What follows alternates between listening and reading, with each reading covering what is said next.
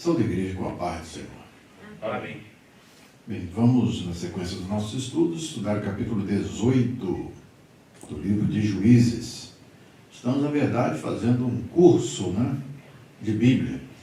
E isto, a grande parte dos seminários não tem. O privilégio que nós temos de estudar livro por livro, capítulo por capítulo, versículo por versículo, é algo que é imprescindível e não tem nenhum seminário que consegue fazer isso, por exemplo, num curso de bacharelado em 4 anos.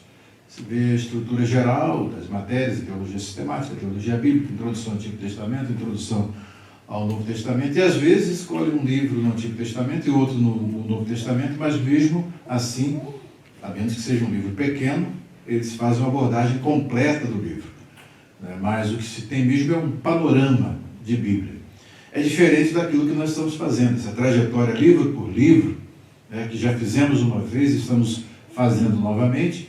Vocês percebem que a abordagem que estamos tendo agora, desta vez, já é mais profunda do que a anterior. Por quê? Porque à medida que o tempo passa, nós vamos cumulativamente, armazenando novos conhecimentos, novas abordagens, temos mais tempo para se dedicar no estudo do texto e, por conseguinte, novos insights, novos discernimentos que acabam ampliando a nossa visão do texto bíblico. E estamos estudando o livro de Juízes e vendo por uma perspectiva que vocês percebem, é uma perspectiva que nos dá, assim, a compreensão deste momento difícil em que um povo que sai do Egito e há toda uma preparação para eles entrarem na Terra Prometida e serem felizes para sempre, a história não acaba assim. E, por conseguinte, a compreensão dos motivos que levam a história não ser assim é que nós podemos entender a macroestrutura do livro. O livro tem uma macroestrutura muito inteligente, a forma de textualização também muito inteligente, e não é à toa que ele é colocado aqui como o segundo livro dos profetas anteriores. Na Bíblia hebraica, os profetas anteriores começam com Josué. Então, depois que fecha o Pentateuco, que é a Torá, aí vem os profetas anteriores, que começam com Josué, Juízes, depois nós vamos estudando nessa sequência.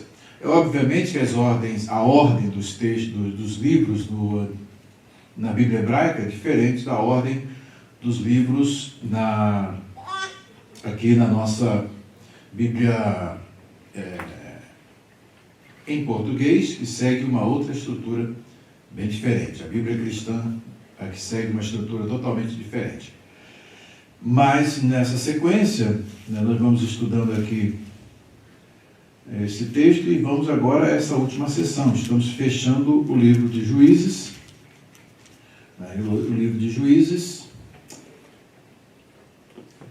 Vamos ao capítulo 21. E depois de Juízes 21, aí nós fechamos aqui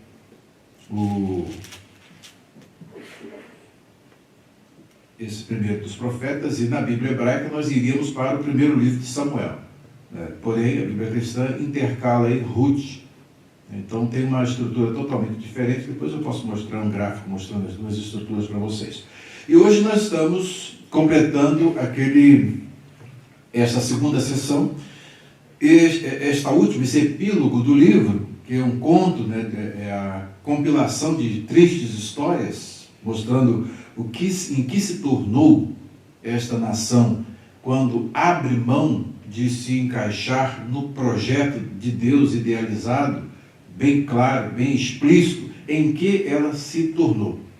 Então ela se torna, de certa forma, em alguns aspectos, quase mais pagã do que os próprios pagãos.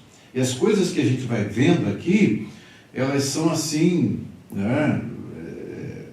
praticamente boa parte dos cristãos, principalmente, não lê o livro de Juízes. E sermões em Juízes, você vê com muita raridade alguém pregar em Juízes, com muita raridade, salvo algumas pregações alegóricas que são feitas em alguns textos, E inclusive uma abordagem alegórica Então, Mica tinha um santuário na casa dele, então você tem que ter um santuário na sua casa. Você pega uma lição, né, uma aplicação legítima de um contexto totalmente, que apontava numa direção totalmente diferente e legítima. Então, acontece isso aqui. Tem um livro, inclusive, com título assim, Pregação Certa em Texto Errado. Então, tem muitas coisas desse jeito. E nós estamos aqui fazendo uma abordagem que dá toda uma atenção ao aspecto da tessitura textual, ao aspecto da estrutura textual, e nós vimos que na macroestrutura nós finalizamos aqueles 12 juízes, que terminam com sanção, e agora estamos entrando num outro período aqui, que é descrito também, que pertence a esse período dos juízes, mas que, do ponto de vista cronológico, você não tem condição de dizer especificamente em que, dentro dessa expansão que cobre os 12 juízes, em que época específica esses casos aconteceram. Então, você tem que fazer uma descronologização e entender o que é descronologização. É você não entender que os livros estão numa sequência cronológica, porém, estão dentro da macroestrutura desse período dos juízes que antecede o período dos reis, que vai ser inaugurado no livro de Samuel. Vamos ter o primeiro rei, Saul. Então é por isso que na Bíblia hebraica você tem logo na sequência, você tem o livro de Samuel, o primeiro livro de Samuel depois do livro de Juízes. Então nós vamos estudar um livro que na Bíblia hebraica está lá na frente e faz parte dos rolos, né? Que dificulta, assim, de certa forma, você, por conta dos assuntos que estão assim bem interrelacionados, tudo bem, dá para você entender de modo interessante. Mas essa sequência do Antigo Testamento, segundo a proposta da Bíblia hebraica, ela é bem mais interessante. Contudo, vamos mais aqui ao texto de hoje. Hoje nós vamos estudar a respeito os danitas buscam uma herança e levam o levita de Mica. Então você observa que o levita tem dono. Isso é muito interessante, essa observação que já está até no título. E nós vimos que o que aconteceu no capítulo 17, quem pode fazer uma síntese do que acontece no capítulo 17? Capítulo 17, né, nós vimos o surgimento desta personagem chamada Mica, né, que inclusive há uma alteração no seu nome, a narrativa no capítulo 17, versículos de 1 a 4, qual é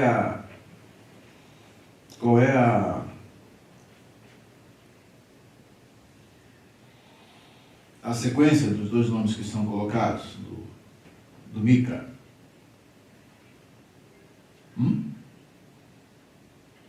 Deixa eu abrir aqui.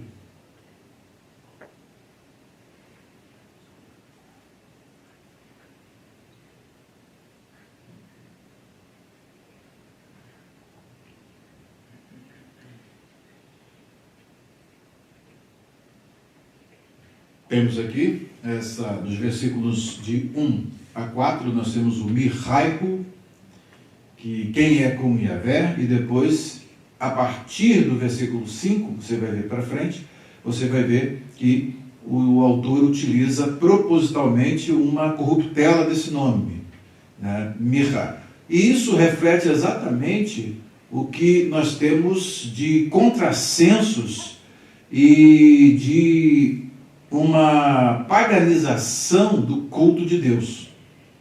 Então há uma mistura. Essa mistura, ela aparece de um modo tal que as pessoas você percebe que as pessoas não se dão conta. O autor, ele deixa bem claro que elas não se dão conta da incongruência dos conceitos que eles misturam. Essa mistura de se fazer até mesmo um ídolo para representar ao próprio Yahvé, ao próprio Javé, aqui, o Senhor, então é algo assim que é proibido na própria lei de Deus.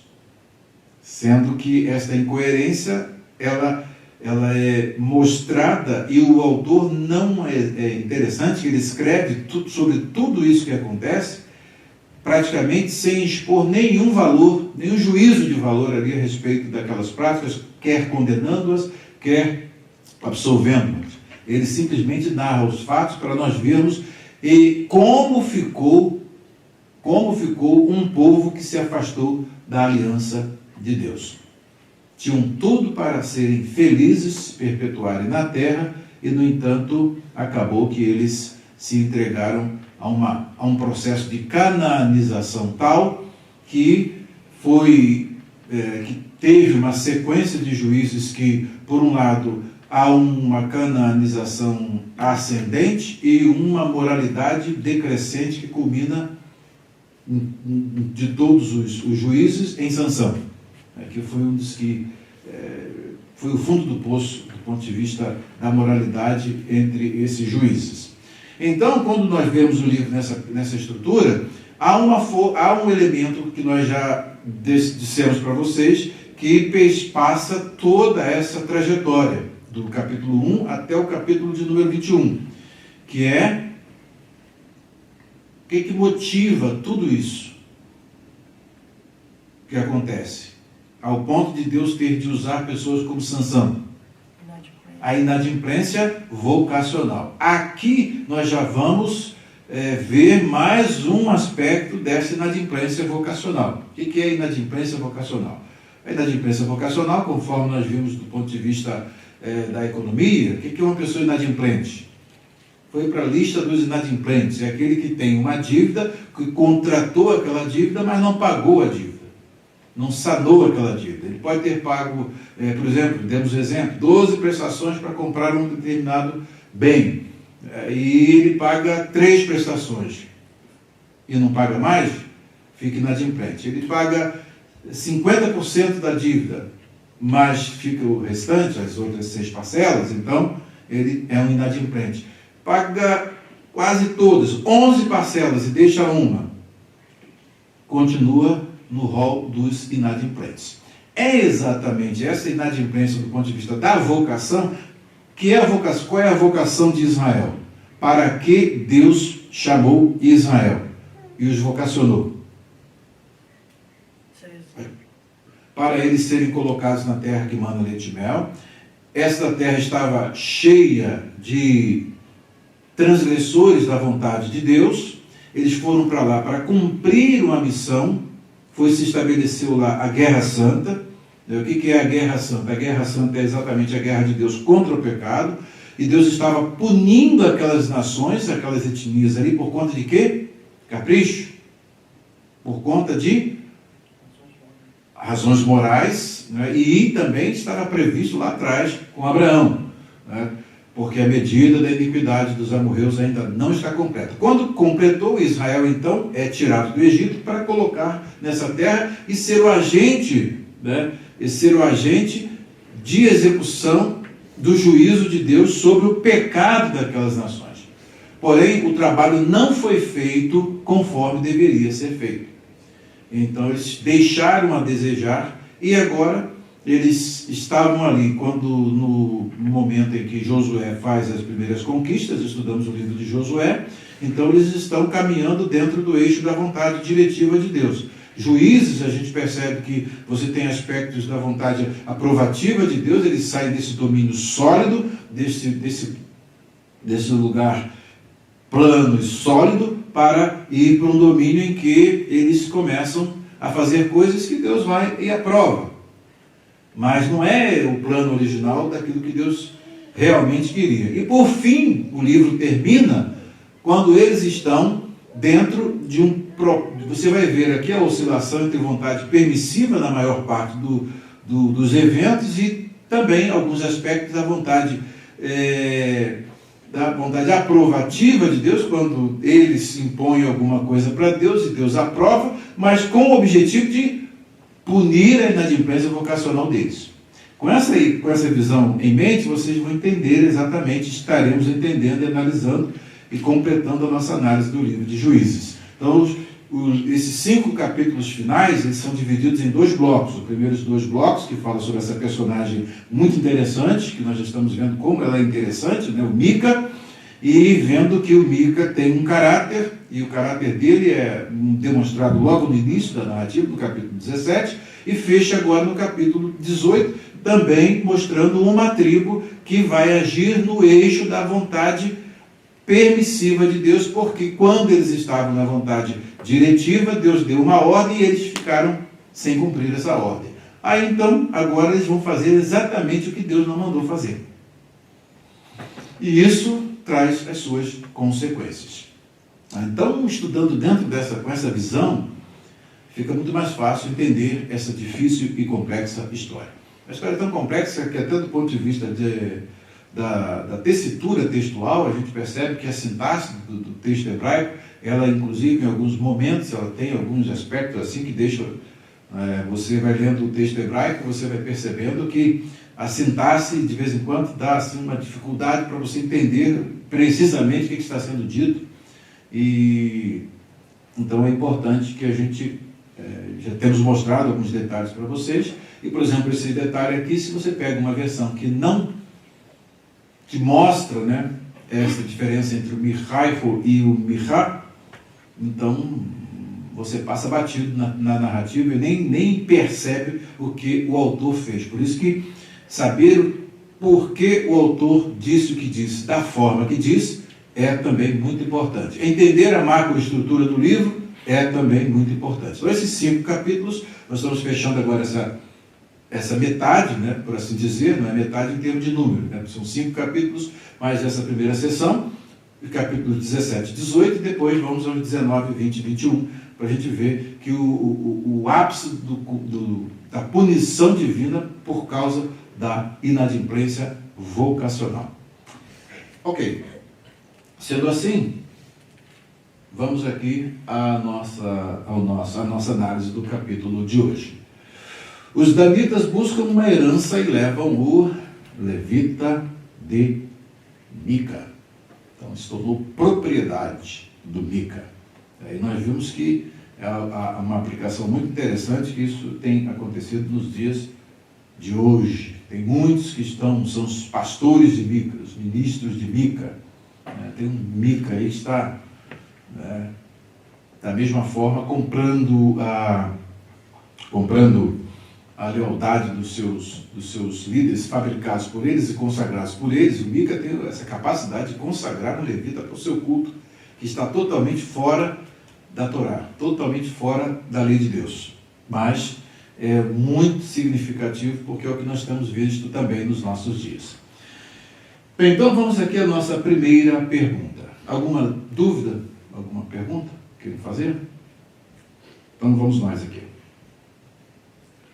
Pergunta número 1. Quantos homens a tribo de Dan enviou a espiar a terra? Onde eles chegaram? Quem eles acharam lá? O que eles indagaram e o que lhes foi dito? Então, os versículos de 1 a 4. Naquela época não havia rei em Israel. Vocês observam que temos nessa macroestrutura aqui uma forma de quiasmo, quando você percebe que você vai ter deixa eu ver aqui na Nikot, você vai ver que nós temos, deixa eu ver aqui logo de início,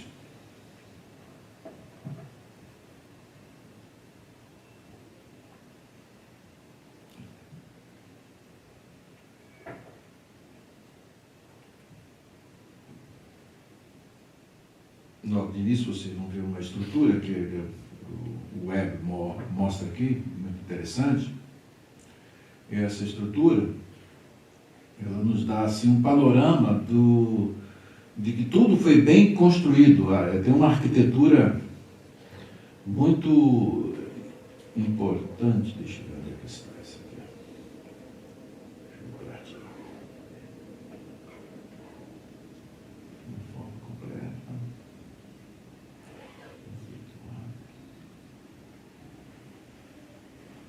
Deixa eu ver aqui.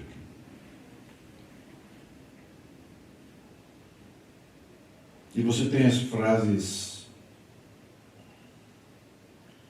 Você tem as frases.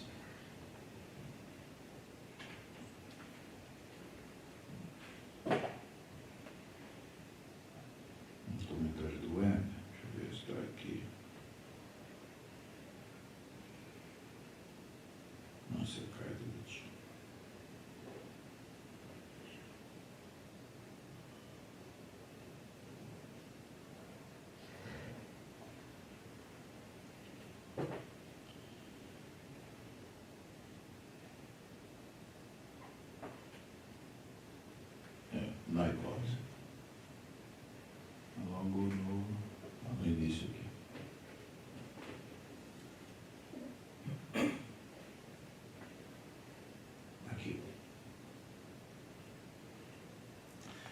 E aí vocês vão ver que nós temos um aspecto geral que é apresentado.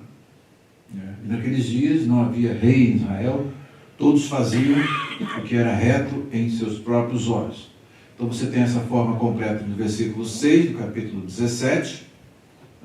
Depois, no capítulo 18, versículo 1, que é esse capítulo que nós estamos estudando, você vai ver que há apenas a primeira parte desta frase, desta oração, e naqueles dias não havia rei em Israel. Depois você vai ter uma simetria, belinha, tá, para compor o quiasmo. O quiasmo é essa forma, a forma de X, do ki, do grego. E aí você vai ter aqui do A relacionado com A' e o B relacionado com B'. Então você faz assim uma forma de X. Aí, e naqueles dias não havia rei em Israel, e no fechamento aqui, lá na frente, fechando toda a estrutura desses capítulos de 17 ao 21, você vai ver lá no finalzinho, essas coisas todas aconteceram porque naqueles dias não havia rei em Israel e todos faziam o que era reto aos seus próprios olhos. Isso mostra o quê? A unidade dessa estrutura do capítulo 17 ao capítulo de número 21. Então, exatamente. E por conta disso, essas inserções desses capítulos específicos mostram a interligação que há entre esses capítulos, e por isso o autor, quando o escreveu com esta proposta literária bem definida. E esse quiasmo é que vai amarrar essas duas sessões, mostrando como o capítulo 17 e 18 se relaciona com 19 ao 21. Tá? Então isso é muito importante. Então essa estrutura de X, A se relaciona com A' e B com B', então faz um quiasmo, né? A', B, B'. Tá? É o ki do grego.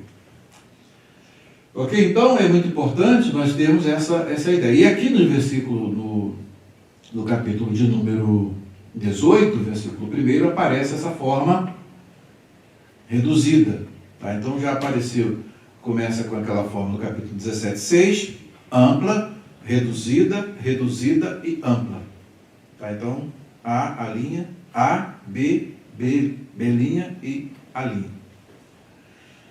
Ok, só para vocês terem uma noção. Os versículos 1 a 4. Então, naquela época não havia rei em Israel. E a tribo de Dan estava procurando um local, deixar o texto aberto aqui, estava procurando um local onde estabelecer-se, pois ainda não tinha recebido a herança entre as tribos de Israel. Aí você, opa, pera lá, como é que pode? Então, que época é essa? Por que a descronologização? Porque você tem que voltar ao capítulo 1 e saber o que aconteceu. O que aconteceu com a tribo de Dan no capítulo 1?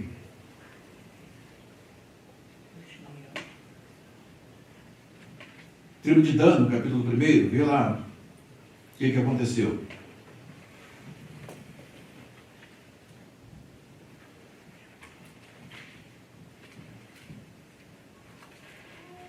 Hein? A tribo de Dan, capítulo 1, vejam lá o que aconteceu. Eles aparecem aqui, não aparecem por acaso. Já tinha feito a distribuição das terras, eles tinham recebido a sua porção. Na terra dos filisteus. Eles tinham recebido aqui a sua porção. Vocês observam bem que eles estavam aqui. Você tem Dan, você tem Judá e você tem Simeão. Mas o que acontece aqui? Eles tinham... Gaza, cidade de quem? Estudamos em Sansão? Dos filisteus. Então, o que acontece? Eles receberam a sua herança, porém tinham alguns problemas ali. Eles estavam aí com uma média de, no último censo, 64 mil habitantes. Mas eles tinham alguns problemas que tinham que ser resolvidos. E esses problemas estavam acontecendo por conta de quê? Da inadimplência vocacional. Veja o capítulo 1. Finalzinho do capítulo 1, versículo 30 e alguma coisa aí. Olha lá. Show? Achei. Sobre a tribo de Dan? Versículo 30. Tampouco Zebulun expulsou os que habitavam na terra de Quitron e os que habitavam em Nalol, mas os cananeus habitaram no meio deles e lhes foram tributários. Versículo Tampouco 34. Tampouco Azer expulsou os habitantes de Agó e os habitantes de Sidom, e nem os de Alabe, nem os de Aquisibe, nem os de Elba, nem os de Afec, e nem os de Reobe. Antes moraram os azeritas entre os cananeus que habitaram na terra, pois não os expulsaram. Tampouco Naftali expulsou os que habitavam em Bet-Semes e os que habitavam em Bet-Anat, mas habitou entre os cananeus que habitavam na terra. E lhes foram tributários os moradores de Bet-Semes e os moradores de Bet-Anat. E os amorreus impeliram os filhos de Dan até os montes, porquanto não os deixaram descer na campina. Aí você vai ver, os amorreus confinaram a tribo de Dan, na boleira aqui à serra central, não permitindo que descessem ao vale, para ocupar o espaço que eles tinham que ocupar. E esses amorreus tinham que ser expulsos daquele território para poder eles ficarem à vontade de se estabelecerem no limite que caiu por sorte a eles. Quando foi feita a divisão da terra, caiu por sorte a terra de Dan. Aqui ó, você vai ver a tribo de Dan, está vendo do mapa? Vai ver? A tribo de Dan já tinha a sua terra. Contudo, em vez de vencer a inadimplência vocacional e pagar a dívida toda, ou seja, ocupar o território que Deus mandou, o que eles fizeram? Os amorreus confinaram a tribo de Dan à serra central, não permitindo que descessem ao vale. Eles tinham que descer ao vale. E os amorreus igualmente estavam decididos a resistir no Monte Heres, em Ajalon e em Saalbim. Mas quando as tribos de José ficaram mais poderosas, eles também foram submetidos a trabalhos forçados. E foi isso que Deus mandou fazer? Não. A fronteira dos amorreus ia da subida de Acrabim até Selá e mais adiante. Aqui você vai ver que eles estão inadimplentes. Não cumpriram aquilo que Deus estava mandando. No capítulo que estamos estudando hoje, no capítulo 18, o que vocês vão perceber? Vocês vão perceber que eles, a tribo de Dan, está procurando um local, onde estabelecer-se, pois ainda não tinha recebido herança entre as tribos de Israel. Não tinham recebido a herança nas tribos de Israel. Então vocês observam bem que o autor aqui está deixando eles estão no eixo da permissiva. Deus já tinha dado, mas que alergia. Deus já tinha dado a terra para eles. Contudo, por não cumprirem a ordem de Deus, aí os amorreus foram pressionando e agora eles, em vez de fazer o que Deus mandou, não, vão procurar outra terra. E vão fazer exatamente o que já está fora do projeto da Guerra Santa. Porque eles agora estão andando na vontade permissiva. Cada um faz aquilo que parece bem aos seus próprios olhos. Você quer ir, meu filho? Então vai, segue em frente. É exatamente como eu falei para vocês, isso é um pântano de areia movediça. Sair da vontade diretiva de Deus para andar na permissiva, ou até mesmo na aprovativa, é estar num pântano de areia movediça. O da vontade aprovativa é um pântano que é um pouco mais sólido, contudo ele afunda aquele que anda nele. E o da permissiva não, é aquele que o indivíduo cai e um buraco chama o outro. É exatamente assim que você vai entender o que vai se passar nesse capítulo 18. Essa é uma abordagem sui generis, percebam bem. Então enviaram 5 guerreiros a Zorá e de Estaol para espionarem a terra e explorá-la. Então vocês percebam que há uma similaridade com aquilo que Josué fez, enviando os espias, né? Aparentemente está dentro da mesma proporção ali, só que ali era diretiva. Aqui eles já estão fazendo algo que está fora, o território deles já estava demarcado. Foi tudo pronto, estava tudo prontinho, estava demarcado. E eles vão buscar ir para outro lugar que Deus não mandou ir. Vão se estabelecer em outro lugar que Deus não mandou ir. E não somente isso, vocês vão ver o buraco que eles vão criar para eles mesmos, mostrando que a vontade permissiva de Deus sempre leva a esse pântano de areia movediça. Por quê? Vamos lá. O capítulo 17 preparou o terreno. Naquelas regiões ali de Efraim, tá? Nas regiões ali de Efraim, você vai perceber aqui, ó, tinha quem já tinha lá? Tinha o Mica, tá? O Michá, tinha o seu levita, a sua casa de deuses, tá? Os terafins e também o ídolo que eles fizeram lá, tá? Que depois lá mais à frente eu vou dar uma comentada do ponto de vista linguístico aqui para mostrar um detalhe que é interessante, mostrar como a endíade, a compreensão desta estátua como uma endíade é importante para poder a gente entender as outras partes do texto. Tá? E lá na frente eu mostro para vocês. E agora eles estão simplesmente caminhando para poder procurar um outro lugar em que eles vão se acomodar.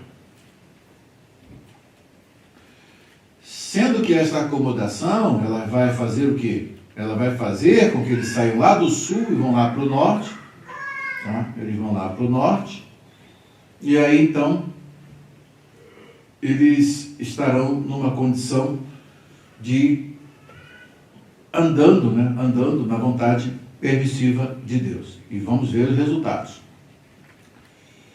Esses homens representavam todos os clãs da tribo. Então, todas as famílias da tribo de Dan, eles estavam representando. Disseram-lhes, vão e explorem a terra. Os homens chegaram aos montes de Efraim e foram à casa de Mica. Então, eles estão saindo em direção norte. Foram à casa de Mica, e onde passaram a noite. Na realidade, se você perceber aqui, esses homens, quando eles chegam aos montes de Efraim e vão à casa de Mica, há a possibilidade de se traduzir que eles estiveram nas proximidades da casa de Mica. Não necessariamente dentro da casa, nas proximidades da casa de Mica. E ali, naquela área, eles passam a noite. Quando estavam perto da casa de Mica, então isso aí você observa bem que o próprio texto já... Eu falei que vocês têm que ter uma textualização, que você tem que ver uma coisa e esclarece a outra. Tá? Então aqui ele diz que eles foram à casa de Mica, onde passaram a noite. Aí você vai ver o versículo 3, quando estavam perto da casa de Mica, reconheceram a voz do jovem levita. Então aí, se você perceber esse detalhe, o que acontece? Esse versículo 3 vai mostrar que o versículo 3 não dormiram dentro da casa de Mica. Eles estão nas proximidades. Então isso é importante. A textualização aqui, que você precisa prestar bastante atenção. Reconheceram a voz do jovem levita, aproximaram-se e perguntaram, quem o trouxe para cá? O que você está fazendo neste lugar? Por que você está aqui? Fizeram 3 perguntas para ele. O que eles perceberam aqui é que... Vamos ao mapa.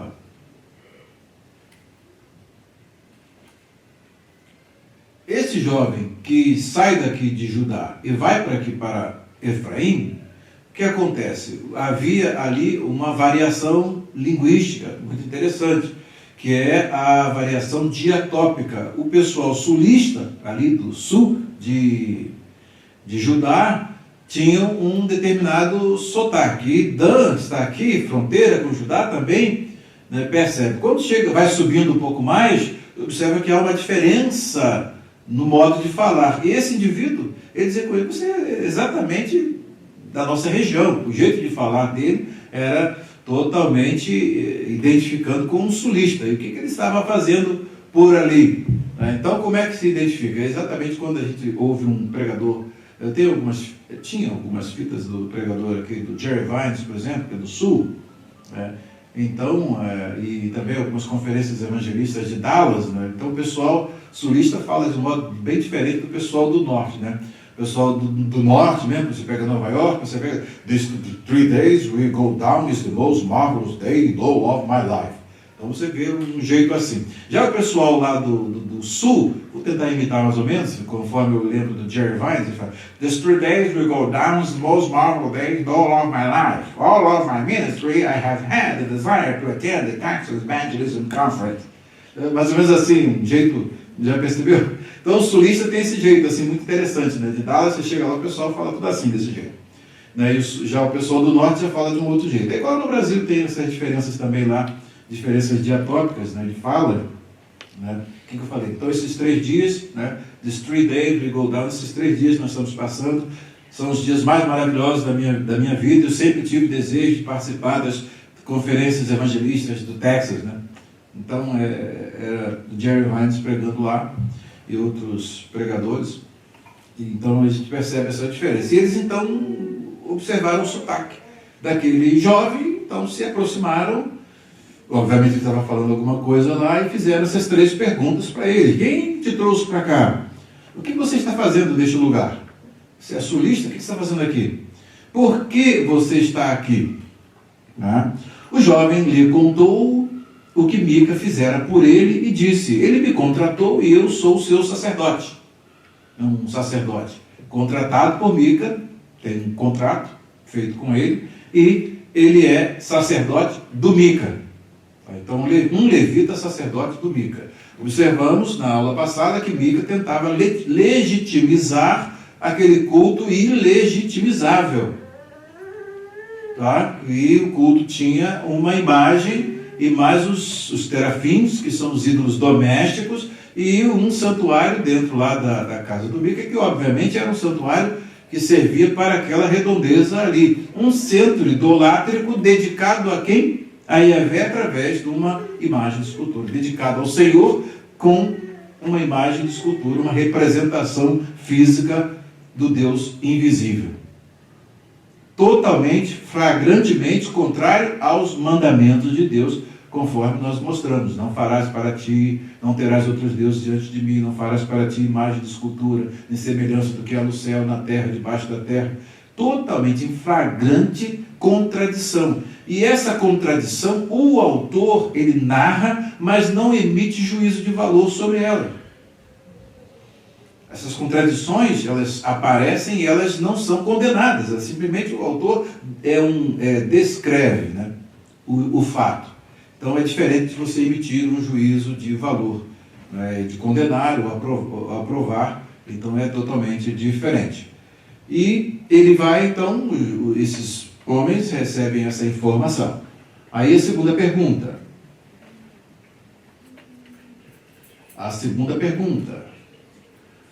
O que os 5 homens pediram que o sacerdote fizesse? O que o sacerdote lhe disse? A que cidade eles foram e o que eles viram lá? Então, os versículos 5 a 8, continua aqui o narrador dando a sua dos 5 a 8. Observa bem que estão marcados aqui todas as aparições do nome do Mica, Mirá, diferentemente daquilo que apareceu lá no capítulo 17, os 4 primeiros versículos. Então eles lhe pediram: pergunte a Deus se nossa viagem será bem sucedida. O que tinha lá dentro do santuário, do Beit Elohim lá, do Mica? Tinha um éfode, lembra? O éfode geralmente era usado, pode ser uma réplica, Até o éfode devia ser falsificado. Tudo era falsificado, O culto de Mica é uma fraude, é uma falsificação do culto verdadeiro. Para ter um ídolo, então já começa a ser uma fraude flagrante. E o que tinha? O éfode era aquela veste do sumo sacerdote, que era utilizada para fazer consultas a Deus por Urim e Tumim, lembra? Para dizer sim ou não. E então eles consultam a este levita, que agora está numa posição de sacerdote, né? Do Mica, ilegítimo, consagrado por Mica, e ele faz essa pergunta: pergunte a Deus se nossa viagem será bem sucedida. Não sei se ele mexeu lá os pauzinhos, se foi lá no éfode e tal, de alguma forma ele, né, deu a direção para eles. O sacerdote lhe respondeu: vão em paz, a sua viagem tem a aprovação do Senhor. Então vocês observam bem que na cabeça deles aqui não passa absolutamente nada que eles estejam fazendo seja errado, seja contra a vontade de Deus. Quem foi que deu autorização para esse Mica fazer um éfode? Consagrar um sacerdote levita para ser, por assim dizer, um sumo sacerdote? E vai consultar Deus através disso? E aí você vê o texto: pergunte a Deus. Aí Deus respondeu para ele: não, vão em paz, sua viagem tem aprovação do Senhor. É forte isso, hein? Vocês percebem bem? Então, aqui o nome de Deus está aqui, conforme eu falei para vocês, aparece raras vezes, né? E o nome de Deus está aqui, o Yud He Vav He, e eles então, o caminho de vocês, sua viagem tem aprovação de Javé. Pode ir, que vocês estão garantidos. Porque o pior de tudo é que dá certo. Lá na frente dá certo, né? Dá tudo certinho.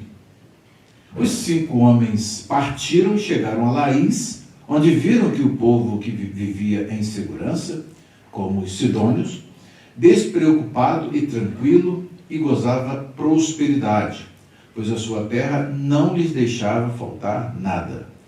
Viram também que o povo vivia longe dos sidônios, então, e não tinha relações com nenhum outro povo. Eles estão ali fora dos limites estabelecidos por Deus. Tá? Eles vão buscar numa região que está fora dos limites estabelecidos por Deus. Sidom está lá em cima, já fora, né, da terra prometida, fora dos limites da terra prometida. E eles então vão nessa direção. E o que acontece? Foi para lá que Deus mandou a tribo de Dan se estabelecer, foi mexer com esse povo que estava fora dos limites da terra prometida. Foi esta a ordem de Deus, a vontade diretiva de Deus apontou nessa direção? Eles já tinham demarcado o território, estavam em inadimplência vocacional e agora cada um faz o que aponta os seus próprios olhos, e vocês então vão vendo como essa história, que traz essas complexidades, vão mostrando para nós algo que é muito interessante: o que é um povo que tinha tudo para ficar no eixo da vontade diretiva quando ele começa a andar na vontade aprovativa. E depois sai para o pântano de areia movediça da vontade permissiva de Deus. Deus permite. Lembra do pastor Sebastião? Há coisas que Deus ordena, há coisas que Deus aprova e há coisas que Deus permite. Então isso é muito interessante. Está pegando aí, Isaura? Acompanhando bem, Ana? Então, tem que acusar, né, a presença da Isaura nesse dia 11 de setembro aqui, né? É o 9/11, né? É o 11 de setembro de 2022, Isaura assistindo pela primeira vez nosso estudo ao vivo em cores, com som também. Então, um prazer tê-la aqui, minha sobrinha. E quando voltaram a Zorá e a Estaol, seus irmãos lhes perguntaram: o que vocês descobriram? O que descobriram?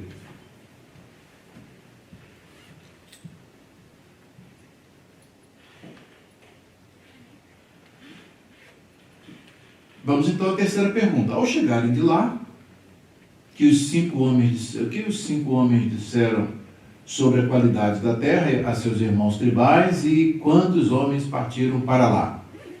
Aí vocês veem que há uma certa semelhança, né? Há uma certa semelhança, preste atenção, isso aqui é muito importante, há uma certa semelhança à época da conquista. Tá? A época da conquista, manda os espias trazem um relatório, tá? E eles, então, a partir do relatório, os primeiros espias, os espias que foram enviados por Josué, eles trouxeram um relatório péssimo, né? Aqui vocês têm 5 espias, lá eram 10, aqui são 5.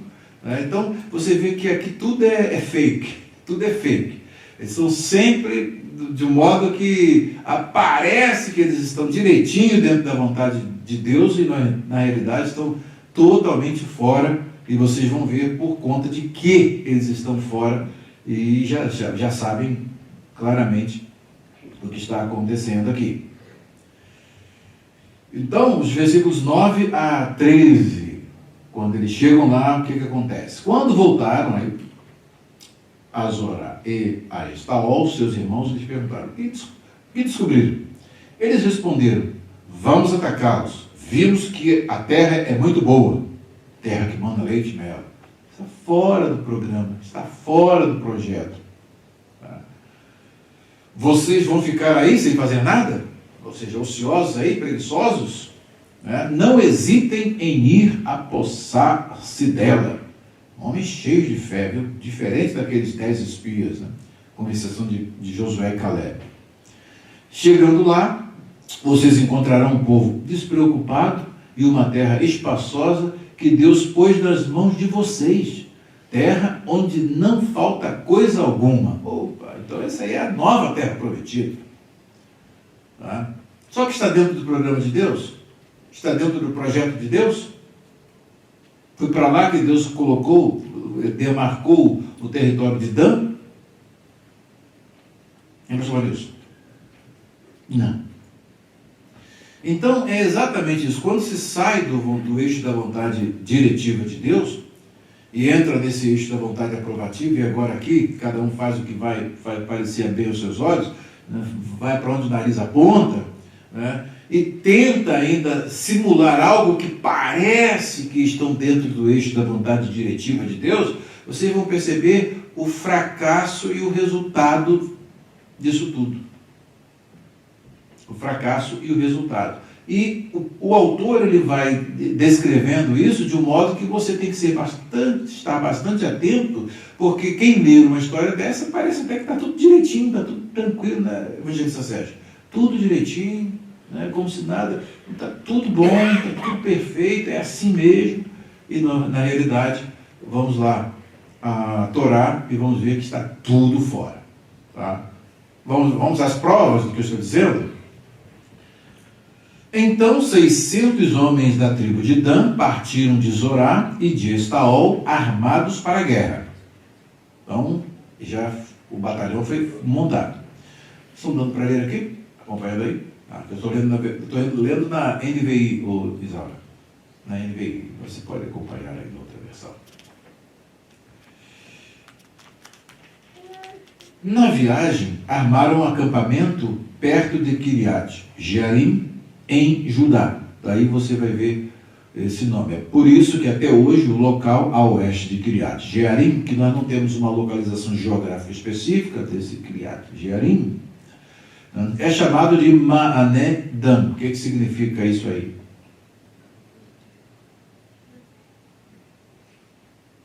O que significa Maané Dan? Significa o campo de Dan. O campo de Dan. Então, ora eles fazem uma transliteração e ora eles fazem, o tradutor faz uma tradução. A NVI colocou aqui, preferiu trabalhar com a transliteração e a adaptação para o português e dar aqui uma notinha dizendo o significado. Versículo 18, 12, com os significados. Né? Então, você tem aqui Mahané Dan, Mahané Dan, é o campo de Dan, tem a forma construta aqui. Aqui o substantivo é o campo, Mahané Dan, é o composto, aliás, aqui com a forma de substantivo próprio masculino singular. Absoluto e Dan, então eles estão numa justa posição. Então, geralmente, quando dessa forma de nome, eles preferem, então, fazer uma transliteração e dar o sentido. Dali partiram para os montes de Efraim e chegaram à casa de Mica. Então agora temos o exército e com aqueles que que foram os espias, né, os espiões.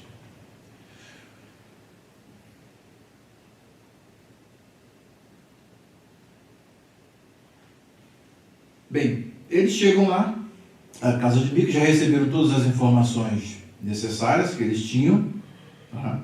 E agora eles vão receber umas novas informações. A próxima pergunta. O que os 5 homens que foram espiar Laís informaram aos demais, aonde eles chegaram e saudaram, e onde os homens armados ficaram? Os versículos 14 ao 16. Quando eles chegam lá na proximidade de Mica, os 5 homens, versículo 14, os 5 homens que haviam espionado a terra de Laís, disseram a seus irmãos: vocês sabiam que numa dessas casas há um manto sacerdotal, um éfode, ídolos da família, terafins, e uma imagem esculpida em um ídolo de metal? Aqui vocês vão ter esta informação e vocês vão ver lá do início o que tinha lá, o que a mãe dele mandou fazer, né? O Fessel aqui, o Maserá. Quando você tem essas duas conjunções, o Fessel e o Maserá, aqui, vocês têm essas duas conjunções aqui, essas duas palavras podem indicar tanto da forma, aqui o autor coloca na forma separada e depois ele vai retomar isso apenas como Pessel, como Pessel, que é a forma aqui, no caso está o Fessel por conta da conjunção. Que é a conjunção Vav aqui, antes desse fonema P, aqui ele se torna Fê. Tá? Aí o que acontece? Isso aí é chamado de endíades, que pode ser a imagem, ela foi esculpida e ela foi coberta desse metal. Ou seja, aquelas moedas foram, aquela quantidade de prata foi derretida, e então aí ele faz, esculpe e depois transforma aquela moeda como se fosse, aquela imagem como se fosse uma imagem totalmente de metal, no caso de prata. Tá? Então aí fica um ídolo que o hebraico usa, isso chamado de endíade. Endíade você usa duas palavras para indicar o mesmo objeto. É um objeto esculpido coberto de metal. E vocês vão ver na forma como isso é retomado lá na frente. Tá? Então, eu só trouxe essa informação agora, que nós poderíamos ter visto até lá na primeira vez que apareceu, porém, dando essa informação aqui. Tá?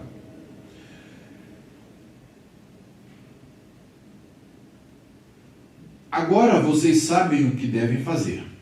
Então eles se aproximaram, foram à casa do jovem levita, à casa de Mica, e o saudaram. Então aqui eles chegam lá e saúdam o jovem.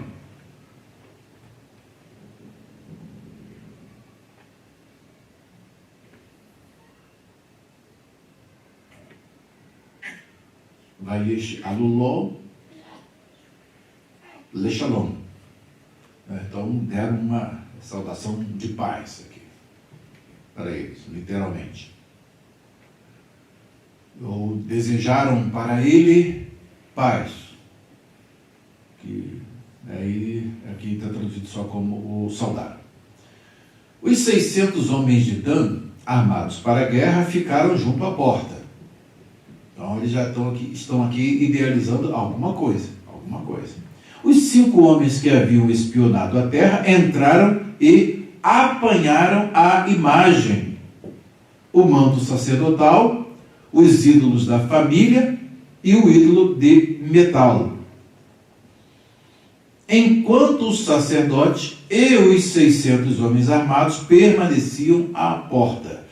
Daí, qual o paralelo que você tira do capítulo 17, o que acontece com Mica, e o que acontece com ele em relação à sua mãe.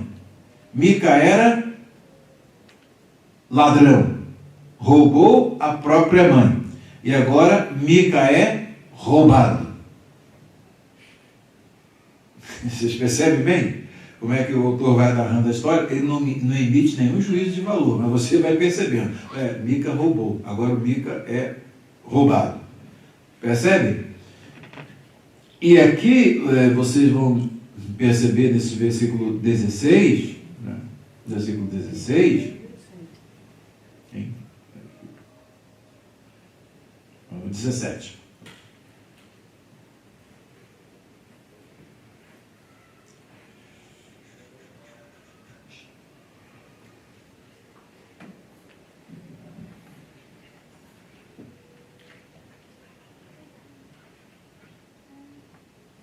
Aí vocês vão perceber aqui, eles pegam o éfod, tá? E aqui, ve'et hamaserá. Aqui, você observa que você não tem aqui é interessante aqui essa separação que eles fazem, que ele faz aqui no texto. Ele faz a imagem, né? E o éfod, e os terafins, que são os ídolos domésticos, e também aqui a maserá, tá? Que é o ídolo de metal. Enquanto os sacerdotes e os 600 homens armados permaneciam à porta. Quando os homens entraram na casa de Mica e apanharam a imagem e os mantos sacerdotal, os ídolos da família e o ídolo de metal, o sacerdote lhes perguntou: o que é que vocês estão fazendo? Versículo 18.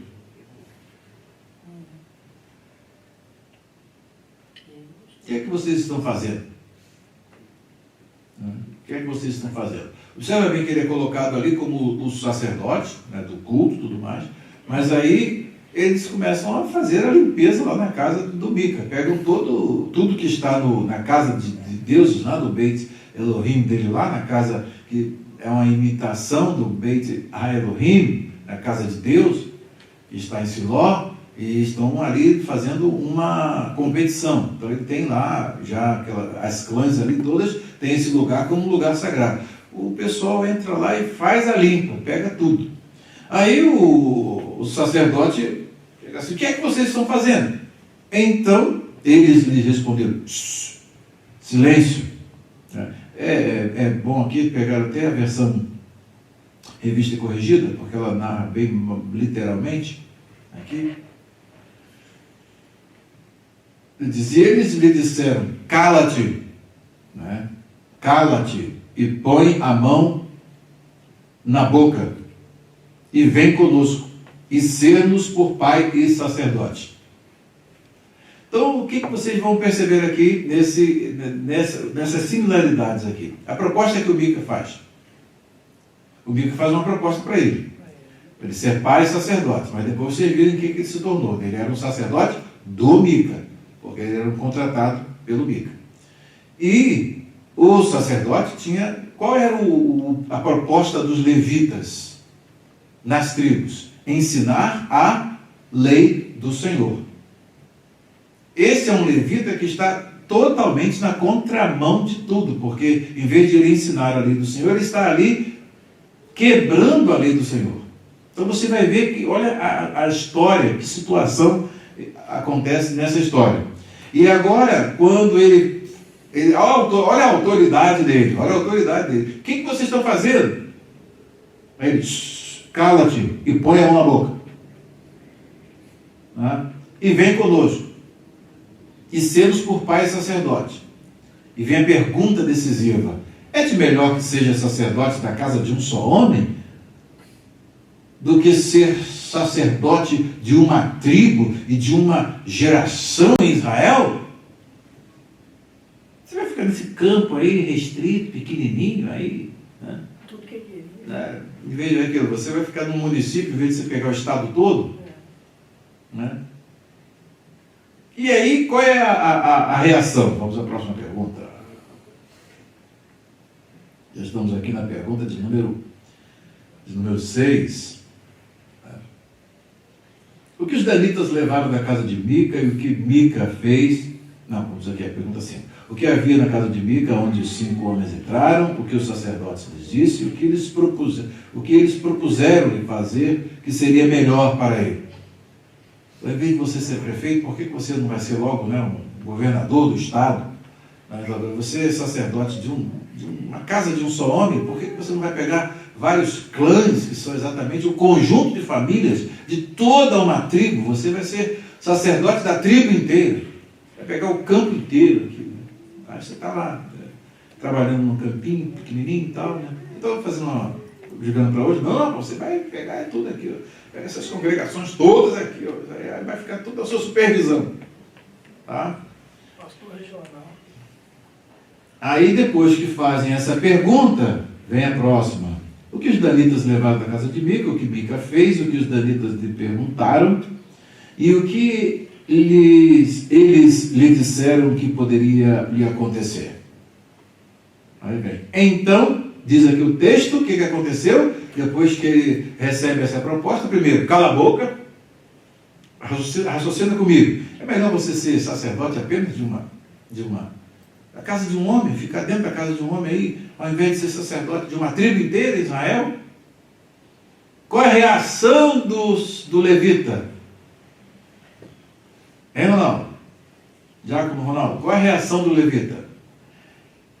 Então alegrou-se o coração do sacerdote. Poxa vida, agora sim. Agora o negócio vai ficar bom, né?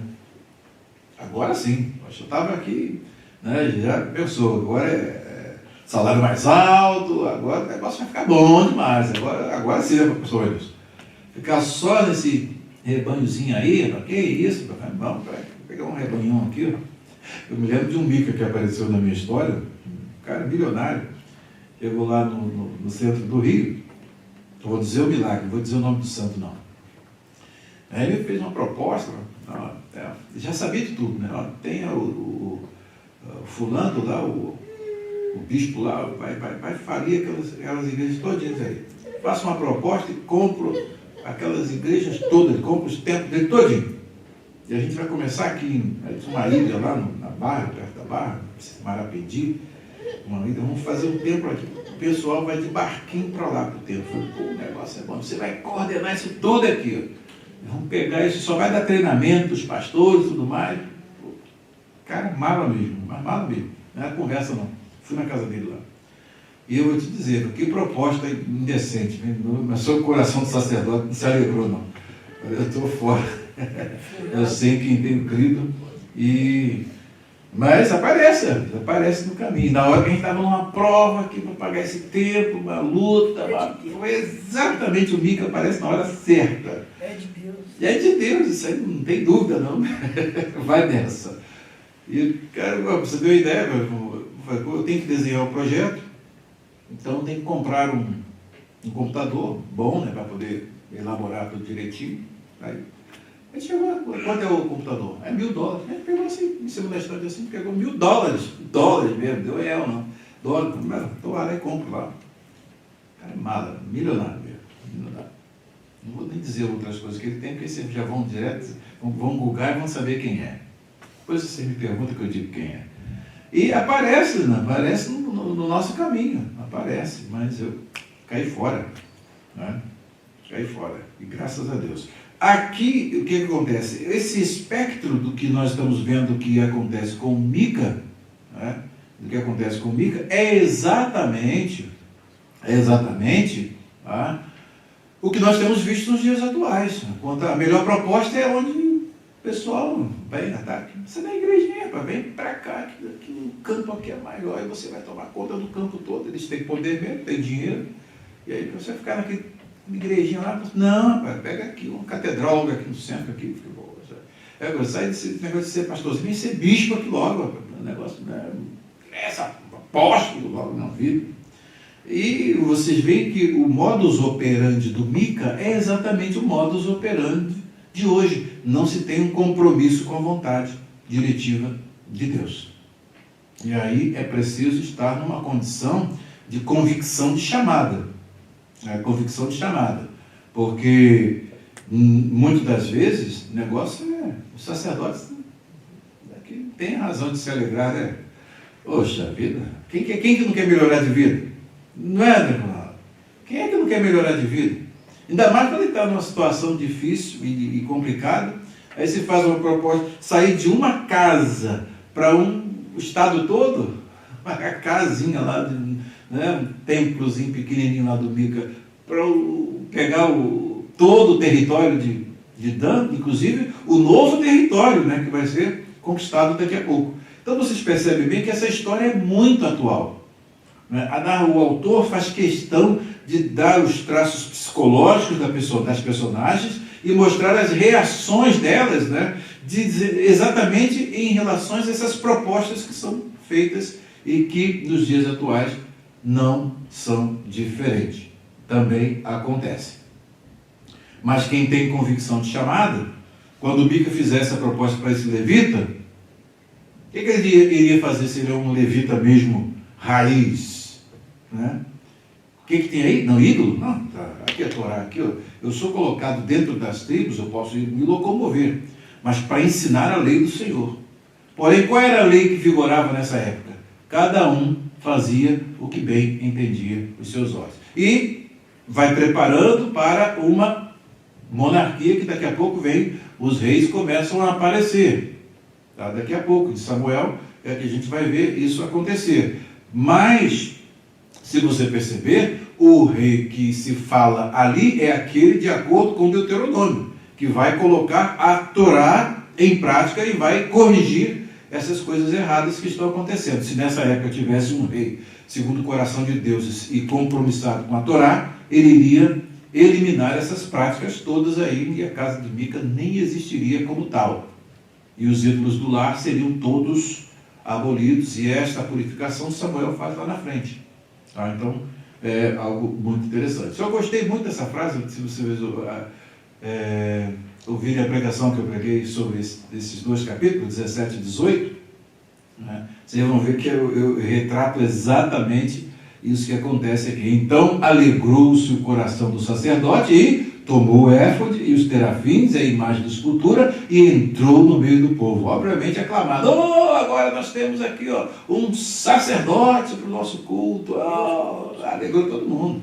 Hein? Deus conosco. Deus agora não tem jeito. E ele já profetizou que a gente vai, ó, ter vitória lá na frente. Então, vamos que Deus está conosco mesmo, ninguém nos segura.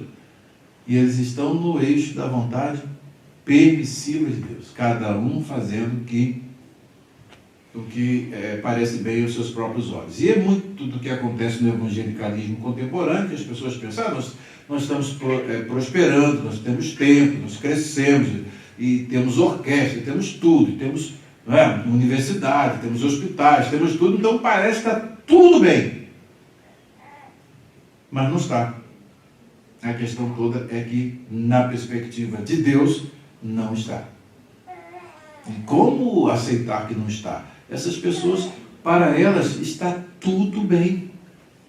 Né? As coisas acontecendo, poxa, isso é bênção sobre bênção. Sair de uma casinha pequena ali, agora a casa de Mica ficou pequena, né? Para agora vamos ter um templo dedicado, e eu vou ser o líder desse templo. Puxa vida, agora sim. Agora vai. E, no entanto, eles estão aqui viajando no eixo da vontade permissiva de Deus. E vamos até o versículo 25. E então alegrou-se o coração do sacerdote. Imagina o sorriso de orelha a orelha que ele deve ter dado na hora que os mensageiros fizeram essa grande proposta para ele. Puxa, deve ter ficado extraordinariamente alegre. Né? Assim, viraram e partiram, e os meninos e o gado e a bagagem puseram diante de si. Por quê que eles puseram diante de si? Porque agora eles estão fugindo da casa do Mica. E se o Mica arrumar lá os seus liderados lá da região e quiserem confrontar, eles vão atacar, nós estamos fugindo, estamos na frente, ele vai vir por trás. Então, para proteger, os soldados ficaram atrás e as crianças ficaram na frente. Até atingir as crianças e as mulheres, então eles já estão protegidos.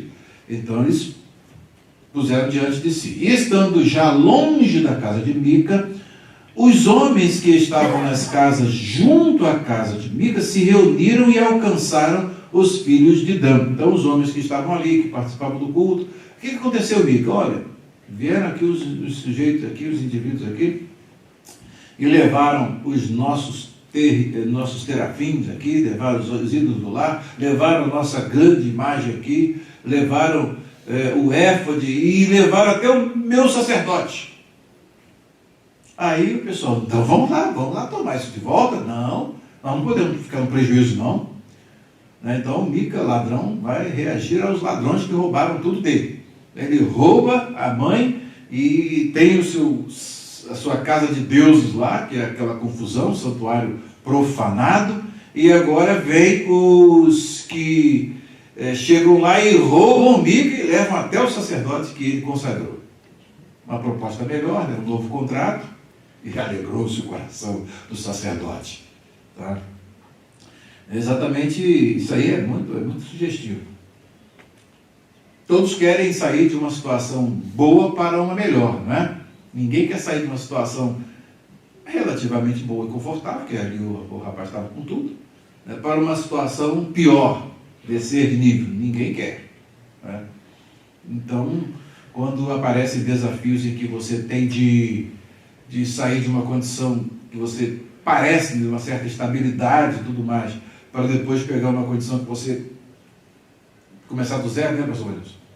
Sair lá do templo de Engenho de Pedreira, com 5 igrejas organizadas, com toda a estrutura, tudo lá, 100 e tantos crentes lá na igreja, não é? E vir para os Estados Unidos. Mas é os Estados Unidos, mas ninguém sabe o saco de sal que a gente comeu aqui, desde o início aqui, como é que foi. Hoje quem vem para cá está no mundo das mil maravilhas, mas não sabe como é que foi aqui, e às vezes que a gente ficava aqui, ó, apertado, né? Já chega já leva uma notícia, né? No dia da compra do templo, o pastor Marilson recebe um telefonema que está desempregado. Deu para dormir direito? Meu Deus do céu, agora tem casa para pagar, tem o tempo para pagar. Que situação! Minha casa, as contas, meu Deus, fica tudo aí, e aí? Então, essas provas que a gente passou, ninguém tem noção. Hoje, né? Mais do que a gente já passou, não. Os apertos que a gente já passou, a igreja minguando, a gente agora vai acabar de vez mesmo. Minha esposa foi minguando junto com a igreja que foi minguando, ficou seco igual um palito, quase morreu. Né? Então foram provas. O Senhor até lá no Brasil, usando profetas, eu ungido te vejo andando de um lado para o outro lado, né? Pensando até que eu te abandonei lá naquele lugar lá sozinho. Né? Mas o Senhor falou para mim, né? Disse, mas eu te vejo assim, ungido, até sorrio para ti. E ainda digo, se ele soubesse que está preparado para ir lá na frente. Então foi com base nesta convicção, na voz genuína de Deus, que nós marchamos e hoje chegamos onde nós chegamos. E é daqui para melhor, em nome do Senhor Jesus. Né? Mas a época de prova, aí parece os micas aí numa hora dessa assim, já pensou? Caramba, ser salário, rapaz, um salário que você não precisa se preocupar nem de tomar só, dar treinamento para os pastores, coordenar as igrejas, pode deixar que a gente já tenha os tesoureiros tudo preparado, o Mica estava com a estrutura toda montada. Aí você tem que, espera lá. Tem que esperar a hora de Deus e o tempo de Deus nos abençoar, né? O pastor Ricardo lá no Ceará, naquela condição dele lá, e de repente, se aparece um Mica lá, vem para a nossa denominação aqui, você ficar nessa igrejinha aí, passando essa prova toda, você é um sujeito inteligente desse, e trabalhando em posto de gasolina, que isso, sai daí, vem para cá. É uma proposta tentadora, né? Mas não ficou lá. Né? Catando caju, tem uma foto dele catando caju com a esposa para ganhar uns R$80 lá. Falei, meu Deus do céu, que prova, viu? Difícil, viu? Mas você veja o que Deus faz. Né? Veja o que Deus fez. Hoje ele está lá feliz, alegre, carrinho novo na garagem. A Kombi, ele dizia que ele tinha que, a cada quilômetro, fazer uma oração para ver se ela chegava no lugar onde ele tinha que ir. Tão ruim que ela estava. Né? Uma condição de direção tudo frouxa, e pneus tudo careca. E que prova. Não, conserta isso aí. Bota isso para lá para consertar. Deixamos a Kombi dele zeradinha. Mas, na hora da prova, quando aparece uma proposta indecente, né, aí é difícil, você tem que ter mesmo convicção, porque nessa hora é só Deus que te acolhe. Não tem ninguém, você pode pedir ajuda a quem quiser, não tem jeito. Deus vai deixar você ser provado até o momento de ele cessar a prova. E o Mica vai aparecer nesses momentos em que o Mica chega. O que você está fazendo? Estou procurando um lugar que seja mais conveniente, né? Que seja mais... Quero uma acomodação melhor, né? Então vem para cá, trabalha aqui, vem cá, ser meu sacerdote aqui, vem. Ser-me por pai e sacerdote. Depois ele passa a ser como um dos seus filhos. Agora eu fui contratado, agora você vai fazer o que eu mandar, vai dizer o que eu quero que diga. Né? Então um sacerdote ali que não podia nem abrir a Torá, porque já ia ver os 10 mandamentos, e aquilo tudo ali estava errado, se não era aquele culto que Deus ordenou. Exatamente, um pastor que conhece o que nós conhecemos, ou um membro que conhece o que nós conhecemos, não tem condição de congregar numa igreja que não pratica as mesmas coisas que o Senhor nos mostrou na palavra. A irmã vai estar na igreja orar sem véu, e não tem ceia com pão ázimo, e nada disso, batismo em tanque, em piscina, em praia, e não é em rio. Então nós já conhecemos isso, não tem condição, pegar lá um pão fermentado da padaria lá, é a ceia do Senhor. Né? Não tem condição. Tem condição? Quem quer? Não tem condição. Então é exatamente esse aspecto aqui que vai mostrar quem são os pastores de Mica. Aqueles que aceitam o sistema e ficam bem lá, se acomodam bem e passam por cima da palavra de Deus a respeito do que sabem que ela está correta, mas né, tem um contrato, o saláriozinho, está tudo feitinho, não pode falar, não pode ofender ninguém, não, você não pode mexer em nada. Aqui a estrutura é essa. Aceitou, então agora você tem que rezar na de segunda cartilha, tem que ser desse jeito. Então prossegue aqui o texto, vamos à conversa aqui na NVI.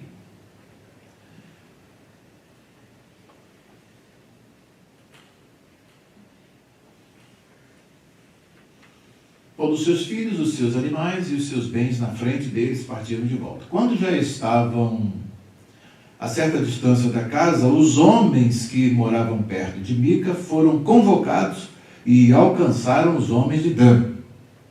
Como vinham gritando atrás deles, estes se voltaram e perguntaram a Mica: qual é o seu problema? O que está pegando? WhatsApp. Qual é o problema? Por que convocou os seus homens para lutar? O Mica vai correr atrás do prejuízo, né? Vai correr atrás do prejuízo. E ele respondeu: vocês estão levando embora os deuses que fiz e o meu sacerdote. O que me sobrou? Como é que ainda podem perguntar qual é o seu problema? Então pegou ali uma discussão ali, né? E os homens de Dan responderam: olha, não discuta conosco, senão alguns homens de temperamento violento o atacarão, e você e a sua família perderão a vida. Aí ele recebe essa ameaça, os homens tudo preparados para a guerra, já estavam ali, de prontidão, apostos. Qual é a reação deles? Pergunta de número 7. Pergunta de número 7. O que os filhos de Dan fizeram ao povo que estava na cidade chamada Laís, e o que os danitas fizeram a esta cidade para pior e para melhor? Versículos 26 a 28.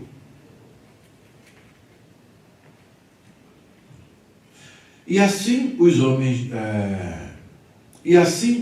de Dan seguiram seu caminho, vendo que eles eram fortes demais para ele. Mica virou-se, observa bem aqui, continua aqui aparecendo. Mica virou-se e voltou para casa. Todas as vezes que aparece o nome Mica, aqui sempre, a partir daquele versículo 5, aparece a forma reduzida que eu expliquei para vocês. Qual é que é a forma reduzida? Os nomes que são chamados, como é o nome? Os teofóricos, que é uma composição com o nome de Deus, Yud, He, Vav, He, ou um outro título dado a Deus. Então, aqui nesse caso específico, era quem é como Yahvé, né? Mi-Ha, Yahvé, quem é como Yahvé. Aí, nesse caso específico aqui, o Yahvé só sobrou o Yud, He, Vav, He, só sobrou o Rei. Geralmente tem o Yah, né, que é a forma reduzida aí, é a primeira supressão da última sílaba, e fica só com a primeira, Yahvé. E aqui então, desse Yah, né, sobrou só o quê? O Rei, né, no nome. Então, para mostrar que Deus não está nesse negócio. Aparentemente ele era alguém que iria dizer quem é como, só que a representação ficou fake. Então até o nome dele também é um nome fake. A partir dali é o nome fake do Micaiahu, né? O Michaihu, no caso do hebraico. E aí, nesse caso específico, você vê que a partir daí sempre tem essa... Né? Quais são os fenômenos de supressão de sílabas, tudo mais que nós aprendemos na aula passada? Hein? Vocês estão com memória curta, hein? Tem que tomar fosfosol. Quais são os fenômenos? Quando tem a supressão da última sílaba, a supressão da primeira sílaba, quais são os fenômenos? Hein?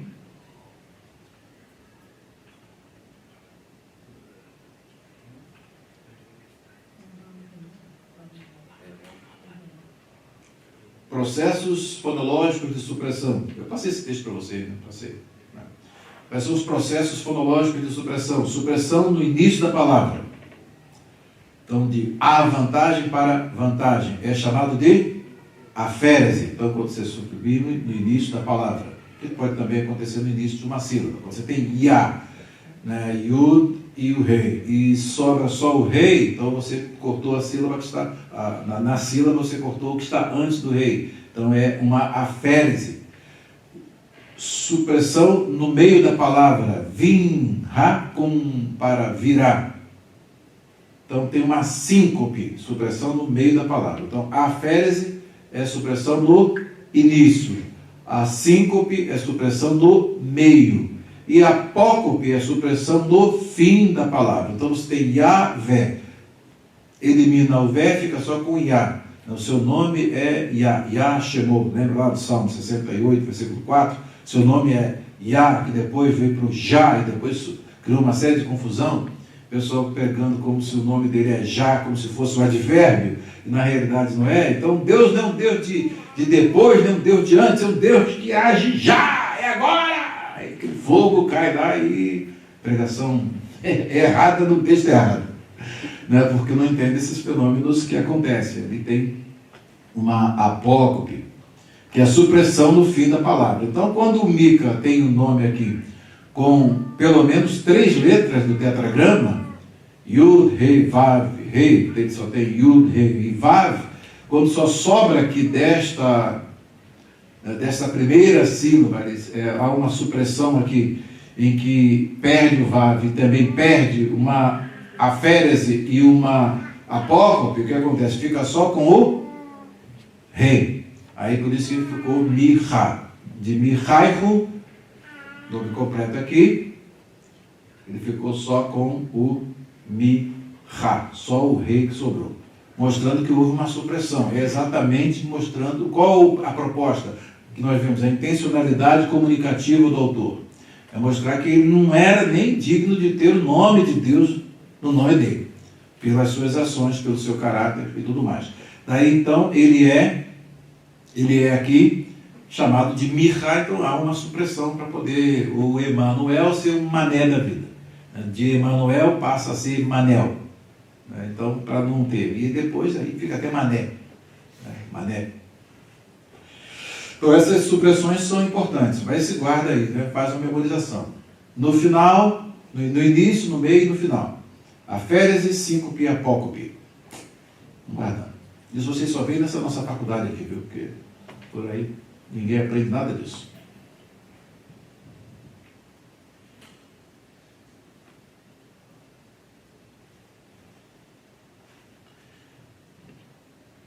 E assim os homens de Dan seguiram seu caminho, vendo que eles eram fortes demais para ele. Mica virou-se e voltou para casa, desolado, porque o ladrão foi roubado.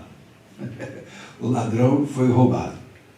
Então, é interessante essas coisas acontecerem. Os homens de Dan levaram o que Mica fizera e o seu sacerdote.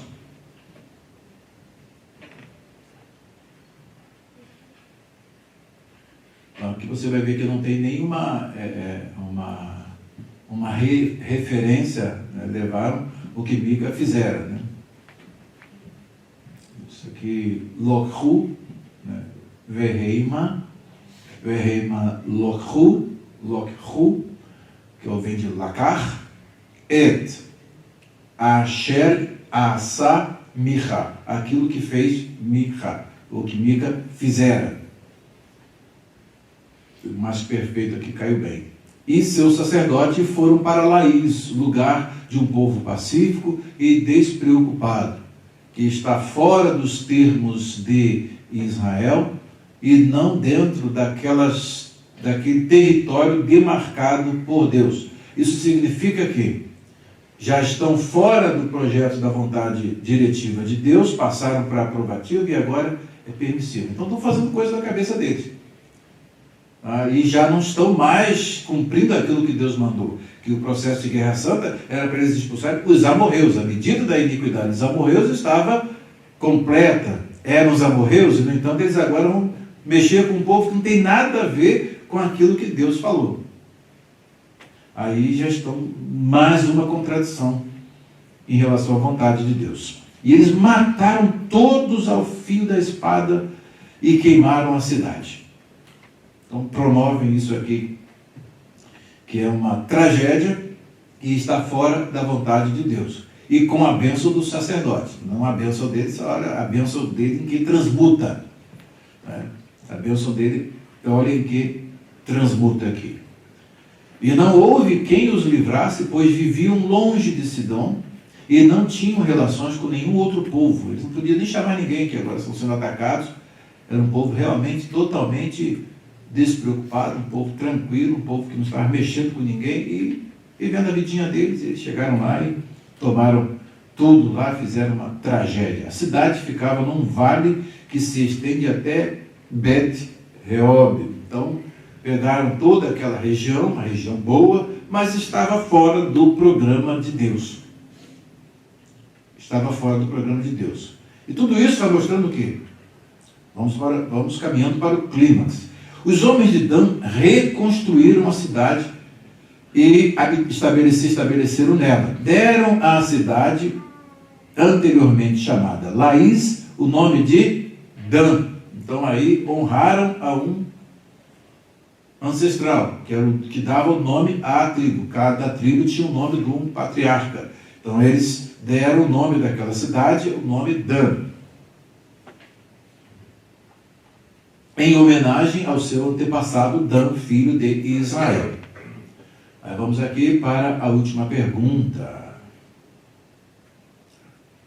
Que nome os filhos de Dan deram àquela cidade? O que eles colocaram para ser os seus deuses? E de que família foram nomeados os sacerdotes? Agora que vem a surpresa que o autor deixa para o finalzinho. É a cereja do bolo para completar a situação. Os versículos 29 a 31, tá? Deram o nome da cidade anteriormente chamada Laís. Aqui vamos ao...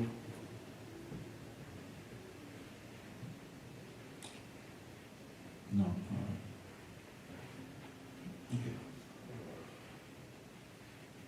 No finalzinho aqui, eles... ok.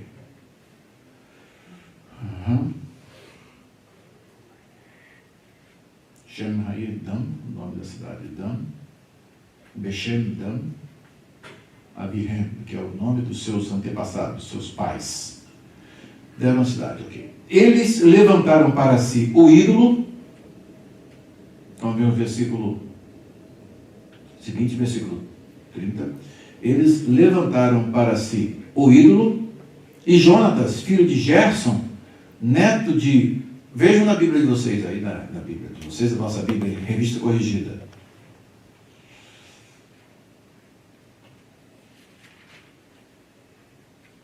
Netos de Moisés, e os seus filhos foram sacerdotes da tribo de Dan até que o povo foi para o exílio.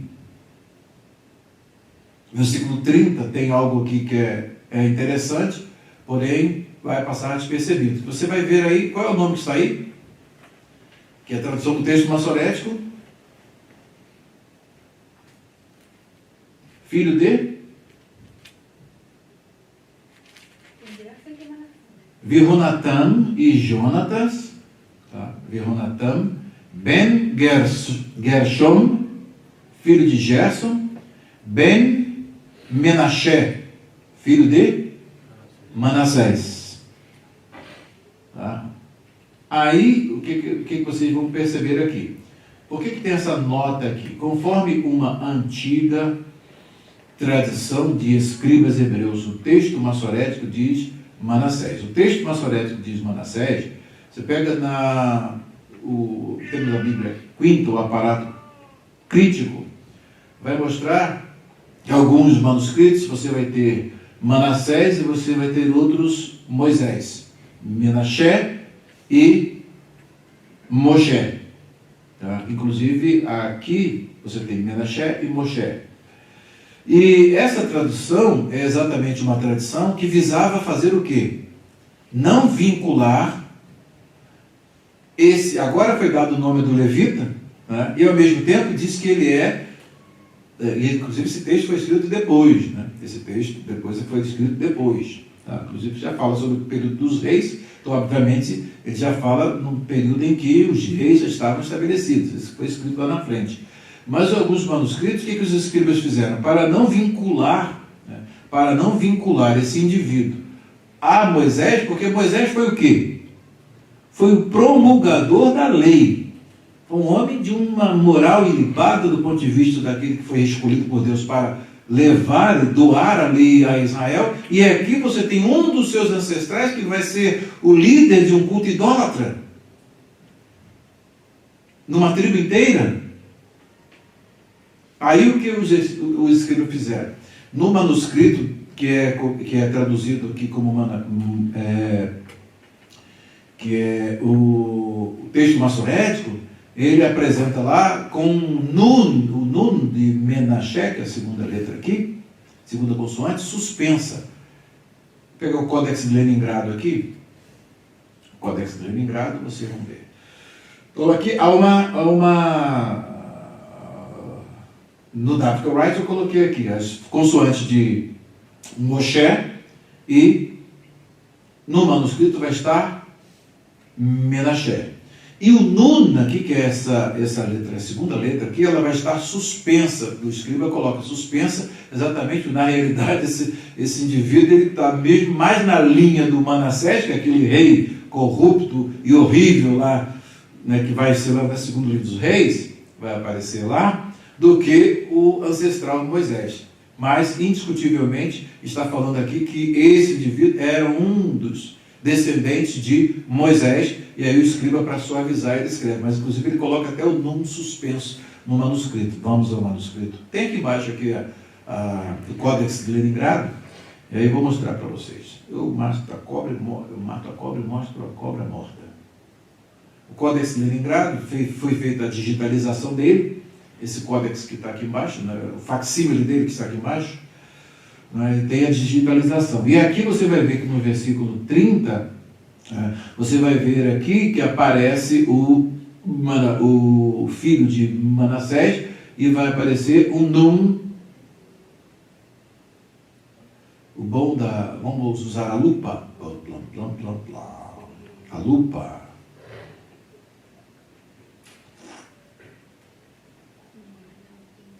Com a lupa é mais fácil de ver. O que é o Nun suspenso que aparece no manuscrito? Então aí você vai ver que no manuscrito você tem aqui, ó.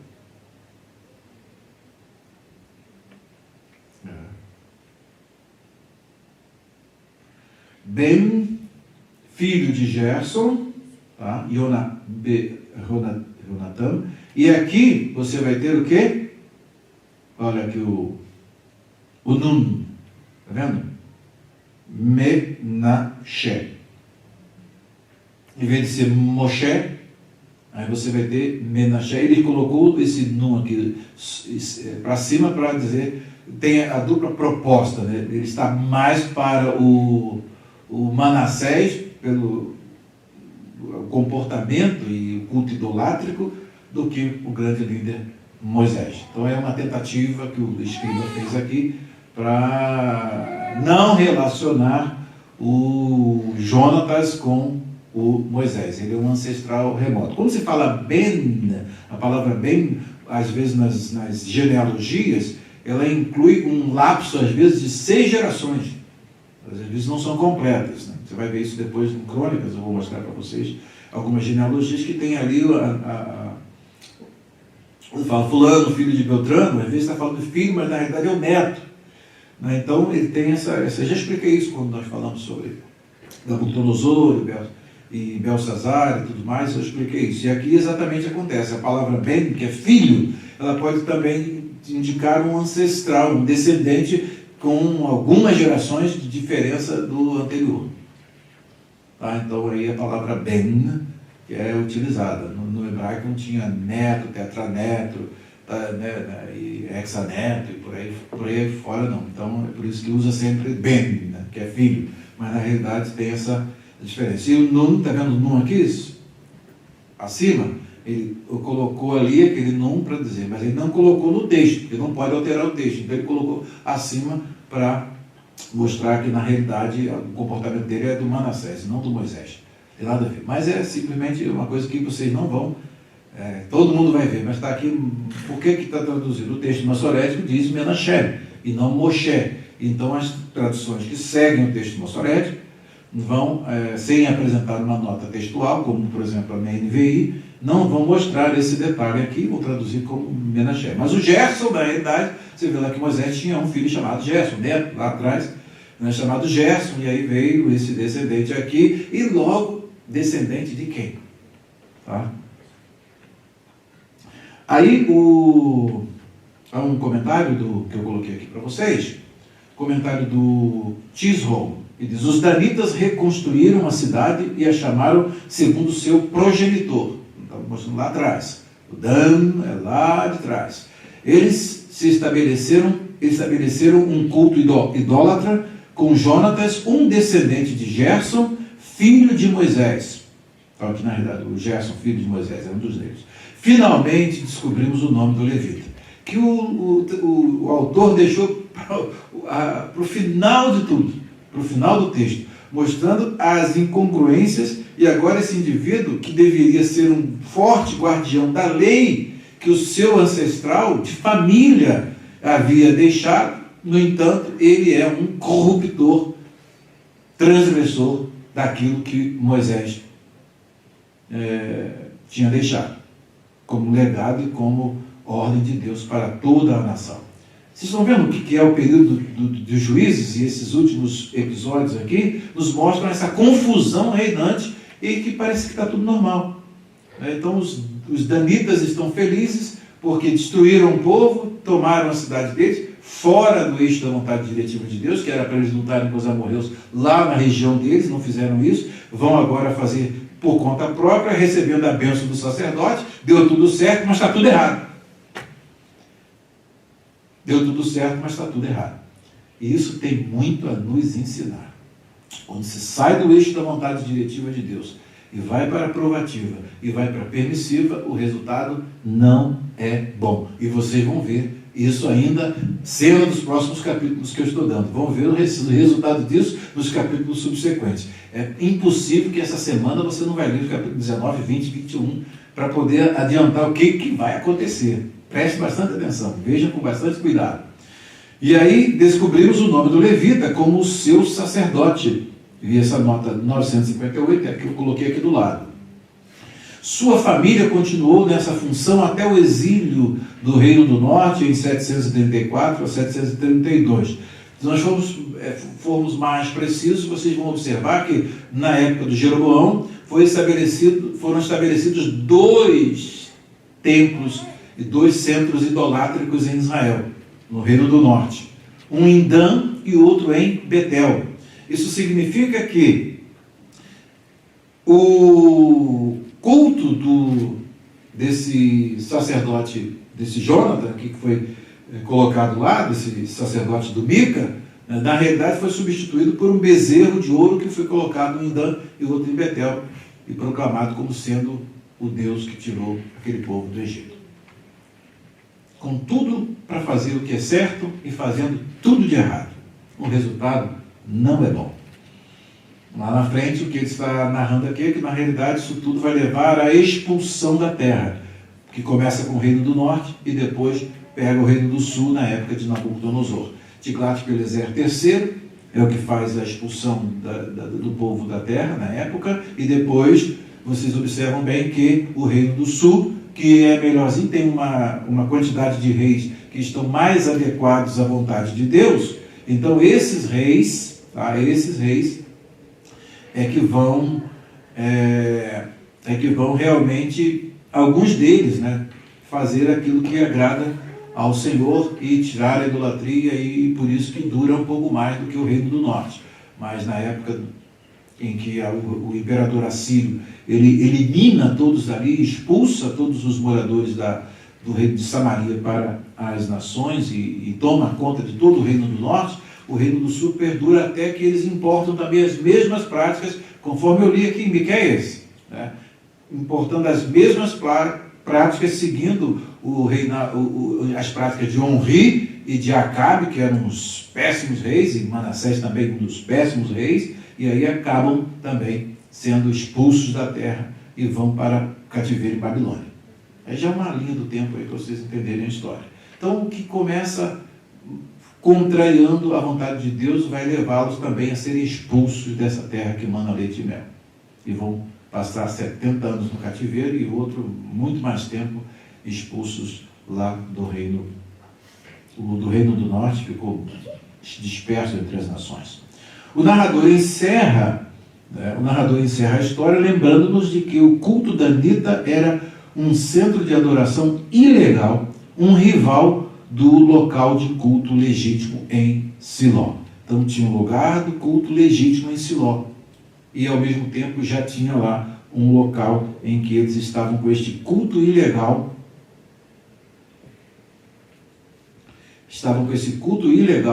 e rival do outro culto, que era o culto ao verdadeiro Deus no tabernáculo que estava em Siló. Aí, quanto à nota, Butler observa, certamente os danitas se gabaram da fama e da família de seus sacerdotes. Um descendente de Moisés, Deus está nesse negócio mesmo, né? Não é possível que não esteja. Não é possível. Um levita, como é seu ancestral? Ele fala a árvore genealógica, Moisés. Gerson, não, mas por isso que o Mica estava feliz, né, de ter contratado. E agora Dan, pronto, agora Dan vai fazer a festa. E vão levar todo esse aparato idólatra para criar um templo lá, que vai ser rival do templo de Deus. É a canaanização da nação santa, da nação eleita. Tem muita coisa a ver conosco hoje, nos nossos dias, né? Pega o evangelicalismo contemporâneo, você vai ver muito disso. Cada coisa que, não vou dizer que até Deus duvida, não, porque é fantástico. Mas a tradição de Jerusalém permaneceu fiel ao sacerdócio de Arão, não de Moisés. A contratação de um sacerdote da linhagem de Moisés, sobretudo de um sacerdote roubado com um altar de ídolos, não cumpria as qualificações divinas. Estavam totalmente fora daquilo que Deus tinha ordenado. Ok? Então, deu para entender? Pegaram aqui o Códex Leningrado, viram aqui o Ben Menashe, que na realidade tinha que ser Ben Moshe, filho de Ben Moshe, filho de Moisés, que no caso aqui aparece no Códex de Leningrado desse jeito. O Códex está aqui embaixo, depois se vocês quiserem conferir. Isso aqui é uma digitalização do Códex de Leningrado. Fechando então a nossa história de hoje, ficaram com o ídolo feito por Mica. Essa dica toda está aqui no aparato no aparato crítico, o aparato crítico da Bíblia Quinta, que vai mostrar toda o que acontece aqui, vai dando algumas dicas importantes para você descobrir essa diferença. Como é que você sabe que Manassés e na realidade tinha que ser Moisés? Então, se você tem um aparato crítico aqui, ajuda muito. Você pega o texto também no Códex de Leningrado, você vai ver esse num suspenso, na hora que está lendo, sabe, o que está acontecendo aqui?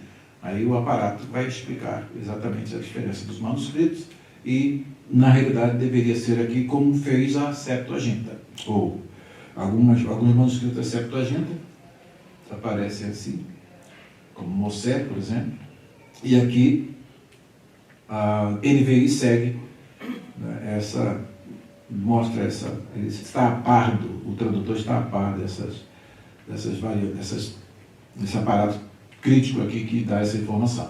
Por isso que traduziu aqui como neto de Moisés.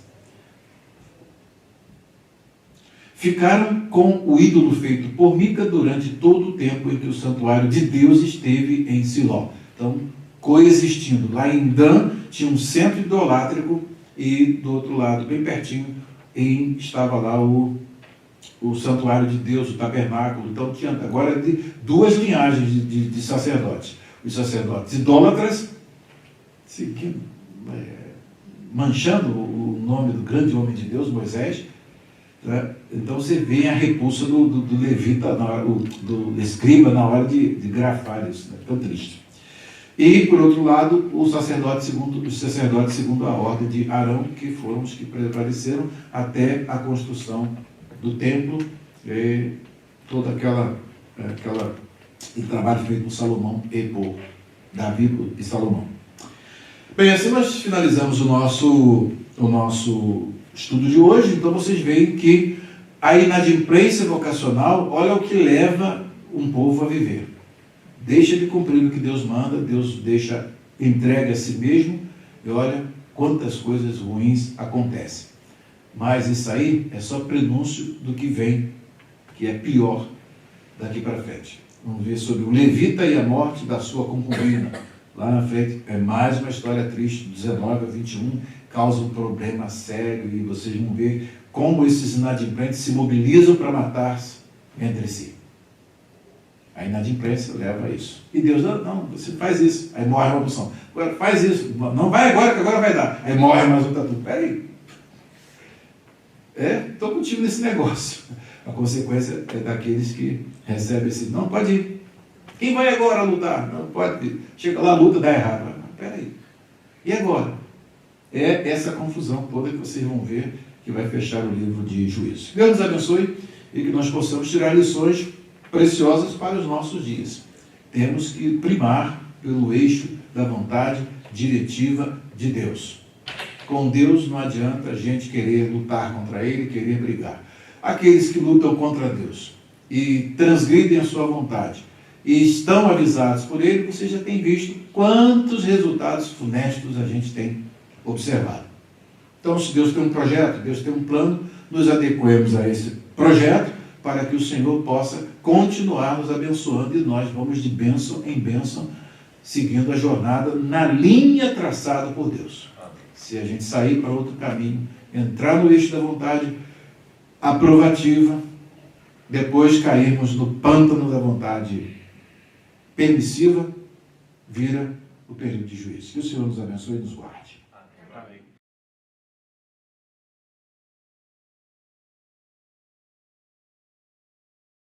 שופטים, פרק י"ח.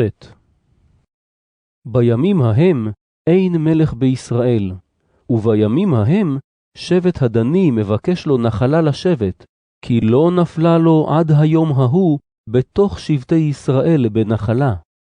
וישלחו בני דן ממשפחתם 5 אנשים מקצותם, אנשים בני חיל, מצורעה ומאשתאול, לרגל את הארץ ולחוקרה.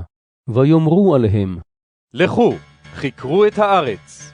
ויבואו הר אפרים עד בית מיכה, וילינו שם. המה עם בית מיכה, והמה הכירו את כל הנער הלוי, ויסורו שם, ויאמרו לו, מי הביאך הלום? ומה אתה עושה בזה? ומה לכפו? ויאמר עליהם, כזו וכזה עשה לי מיכה, ויזכרני, ואהי לו לכהן. ויאמרו לו, שאל נא ואלוהים ונדעה, התצליח דרכנו אשר אנחנו הולכים עליה? ויאמר להם הכהן, לכו לשלום, נוכח אדוני דרככם אשר תלכו בה. וילכו 5 האנשים, ויבואו לישה, ויראו את העם אשר בקרבה, יושבת לבטח, כמשפט צידונים, שוקט ובוטח, ואין מחלים דבר בארץ, יורש עצר, ורחוקים המה מצידונים, ודבר אין להם עם אדם. ויבואו אל אחיהם צורעה ואשתאול, ויאמרו להם אחיהם, מה אתם? ויאמרו, קומה ונעלה עליהם, כי ראינו את הארץ, והנה טובה מאוד.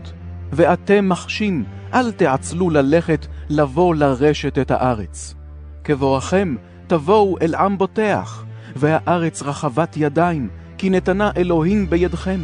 מקום אשר אין שם מחסור, כל דבר אשר בארץ. ויסעו משם ממשפחת הדני, מצורעה ומאשתאול, 600 איש חגור כלי מלחמה.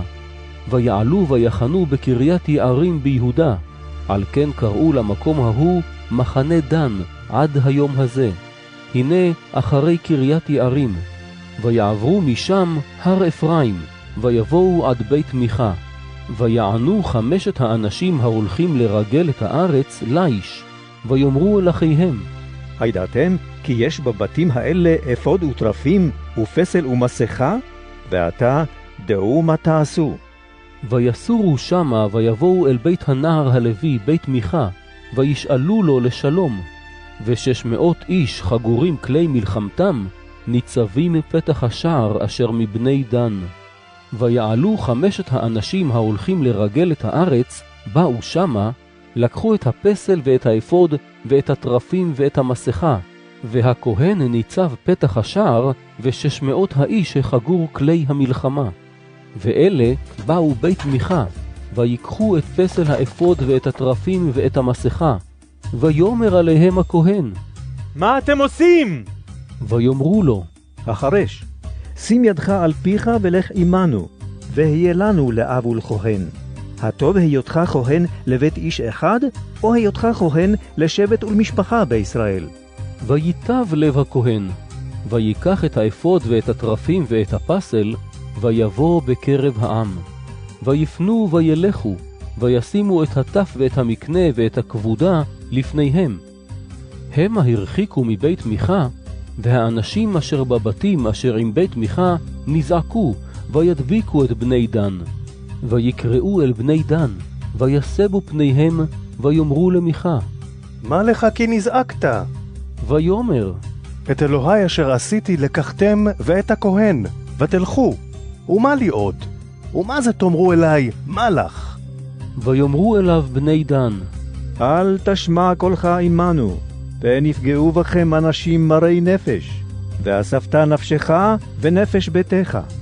וילכו בני דן לדרכם. וירא מיכה כי חזקים המה ממנו, ויפן וישוב אל ביתו.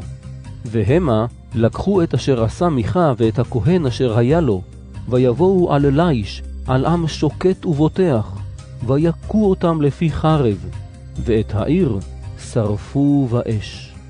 ואין מציל, כי רחוקה היא מצידון, ודבר אין להם עם אדם, והיא בעמק אשר לבית רחוב. ויבנו את העיר, וישבו בה. ויקראו שם העיר דן, בשם דן אביהם, אשר יולד לישראל, ואולם ליש שם העיר לראשונה. ויקימו להם בני דן את הפסל, ויהונתן בן גרשום בן מנשה, הוא ובניו, היו כהנים לשבט הדני עד יום גלות הארץ. וישימו להם את פסל מיכה אשר עשה כל ימי היות בית האלוהים בשילה.